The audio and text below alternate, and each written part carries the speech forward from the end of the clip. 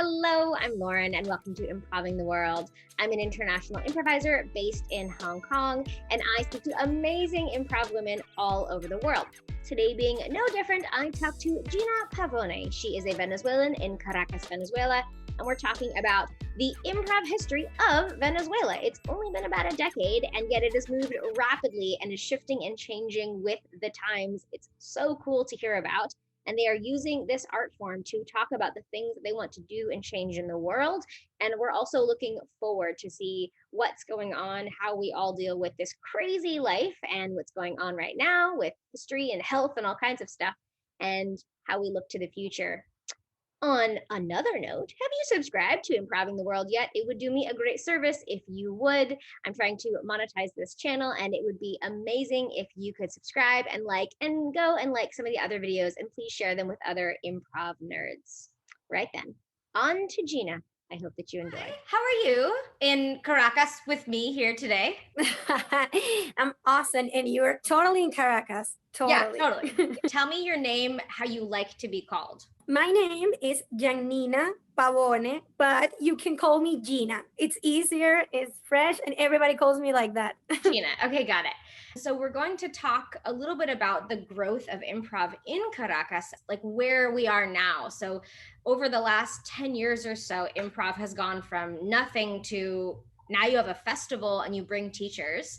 And so we're going to talk about how the improv scene has grown and what the future looks like. Let's start at the beginning. Tell me about what made improv sort of blow up there. There was one show that people got excited about. What was the show? Why were they excited? Tell me about this.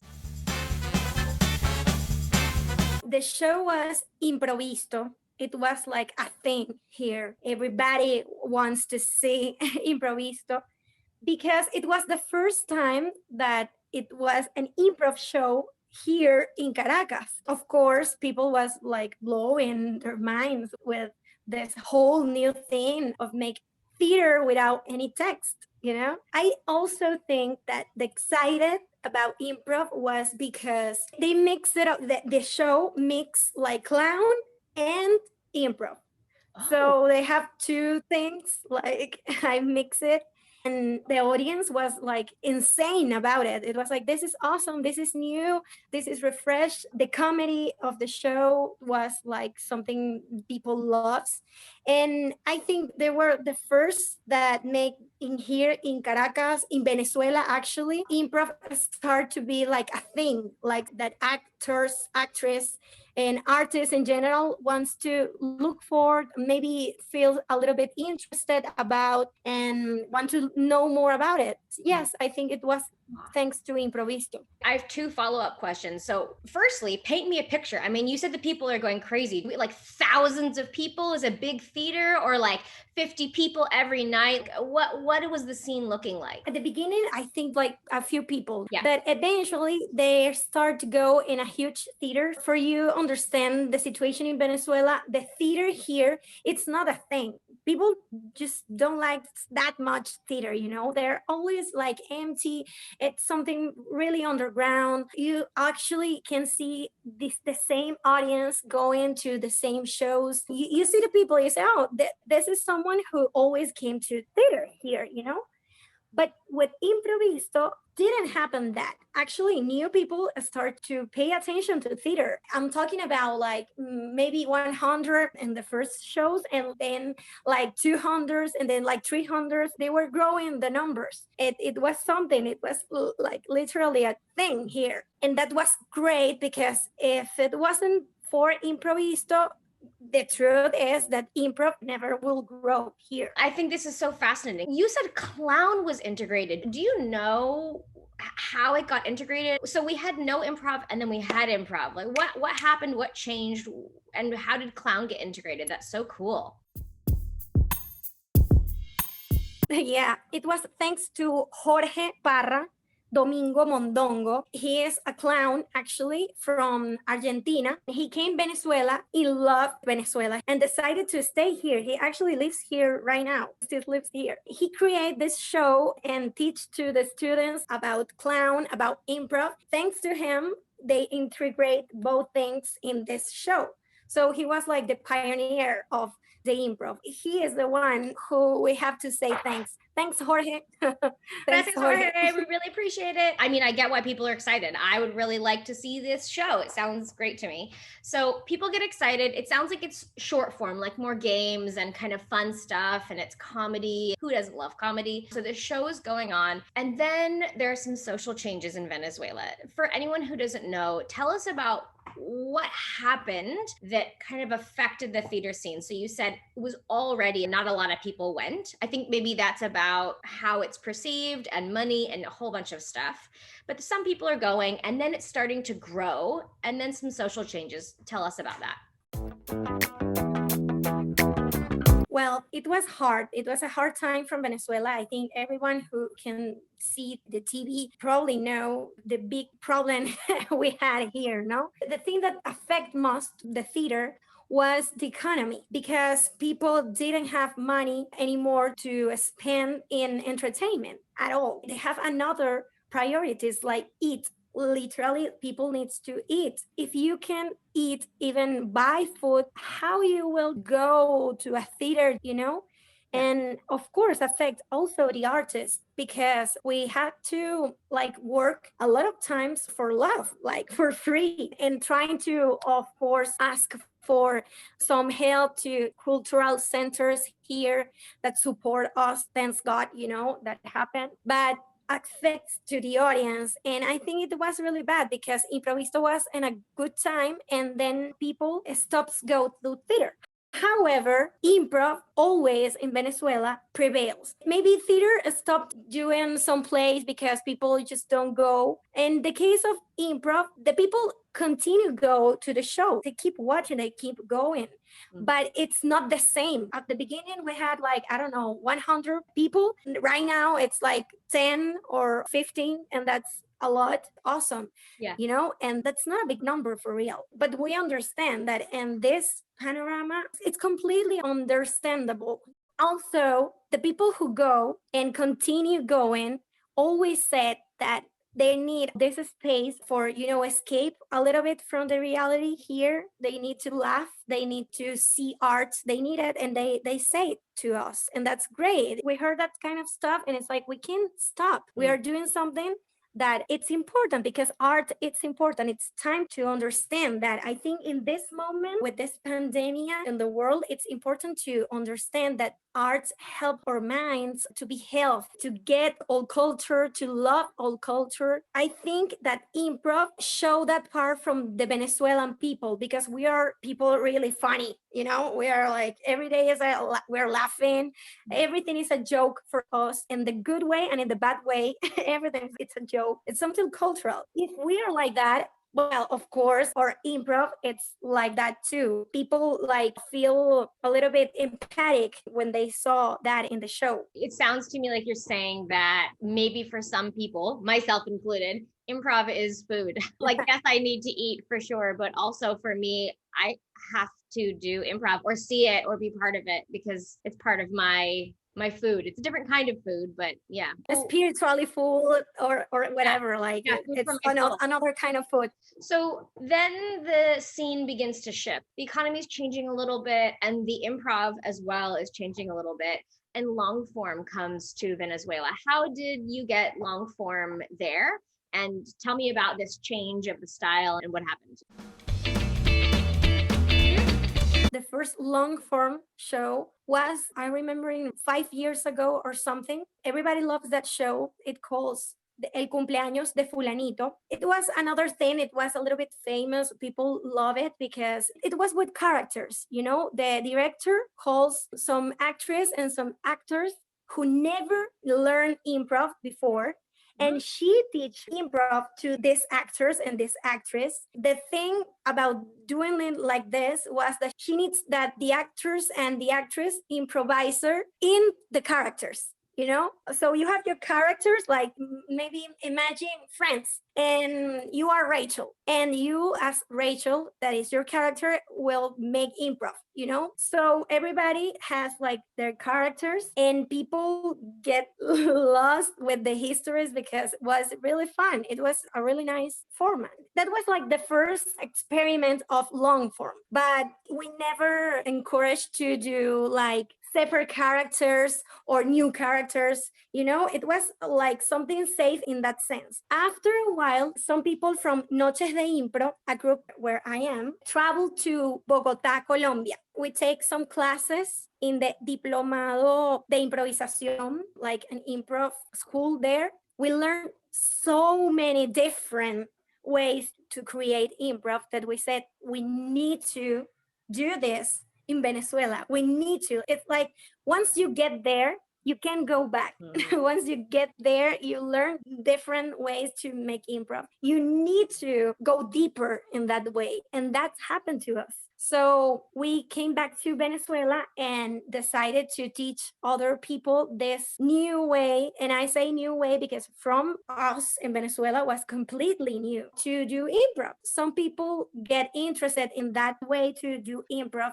And it was awesome because it encouraged us to improve the improv and keep going for that way. So I just want to come back to something that you said. You mentioned that you were able to go to Colombia, you and a few people. Tell me if I'm totally wrong here, but I think for the average person, that's not something that they can do, right? That you can go to another country and learn and travel and go to festivals and take that time. I mean, even here in Hong Kong and lots of places, not everyone can afford that. If that is the case, then how have you been able to grow the improv scene? Are there just a few people who go and travel and bring knowledge, or how do you grow and keep learning there?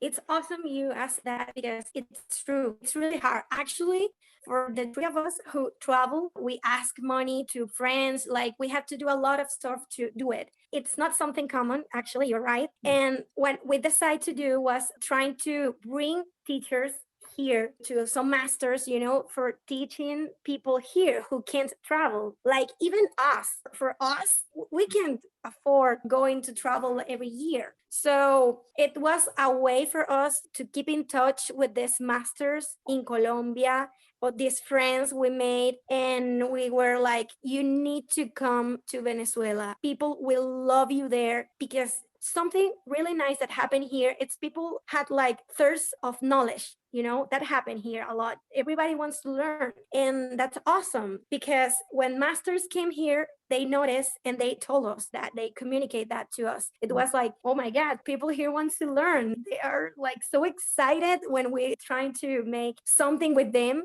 It's for us really nice to be here and see this. So we made a festival here, the Improv Fest Venezuela.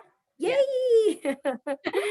It was awesome. It was a festival made by Ron Chavez, one improviser, and he asked help to a friend of mine, Carito Delgado, who was another improviser who traveled with me to Bogota. They organized like this festival, and it was amazing. People was excited. Everybody wants to learn. I took all the classes, even though I already knew two of the teachers, but I also want to keep learning with them. So I went to all the classes. The energy was amazing. And I know that maybe some people will like heard this and say, well, that's what happened in every festival. I know, but in Venezuela, that's something awesome because we never could experience this before. My generation never could do that with this government that we have. Like impossible for most of people travel. So doing something like that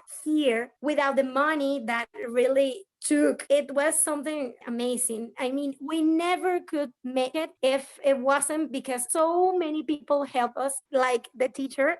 Any of them, we didn't pay like we want to pay for everybody because the price here, it's insane. This country is insane. It's really weird. Actually, our teachers say that we don't get a lot of stuff here. The price is too expensive, but this doesn't make sense because you guys never receive this money. How this thing, it's more expensive of the food that you have to eat. It doesn't make sense. So with that circumstance, it's really something big make this festival. It's like dream come true, actually. I swear. That's so cool. And when the world is functioning again and you can do the festival again, if anybody watches this and they're like, I want to go to Caracas and I want to teach, I want to participate. Tell me, is it only in Spanish? What would it look like if somebody wanted to come and either donate their time or be paid like nothing and just enjoy really exciting food and the beaches and whatever? What does it look like, the festival?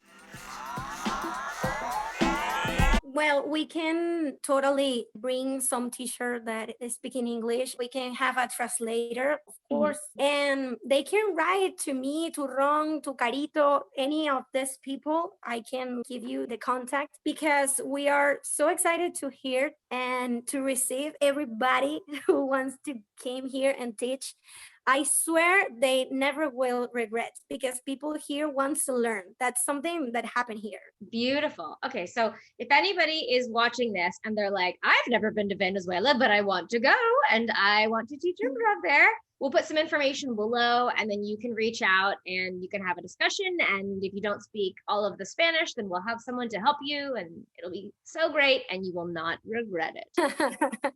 So moving on, it sounds like improv's really grown a lot. Let's talk about if you could speak to right now and where the improv is right now. What do you think is important and what are you focusing on? Because as you really rightly said, it's an art and it's an art form that speaks to people and it's feeding them. What does it look like right now? What is Venezuela saying through the improv art?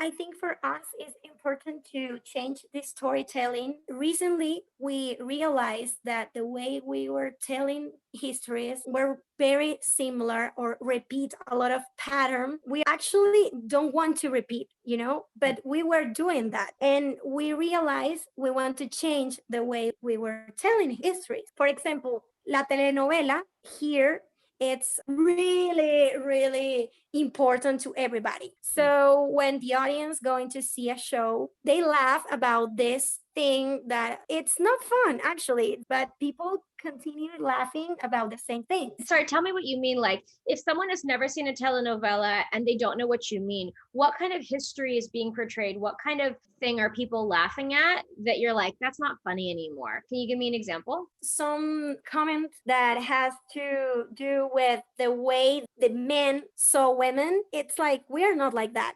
And it's a time for us to realize we are not like that. We don't feel represented by that kind of pattern, but we are actually playing in that way because I think it was like a comfort zone, an awful comfort zone. We were teaching that way and we were repeating that way, like the same that happened in the world, in improv happens. And the cool thing that it's also happening in the rest of the world is that we realized and we said, we don't want this anymore. It continues to happen. Well, it's not going to be our fault.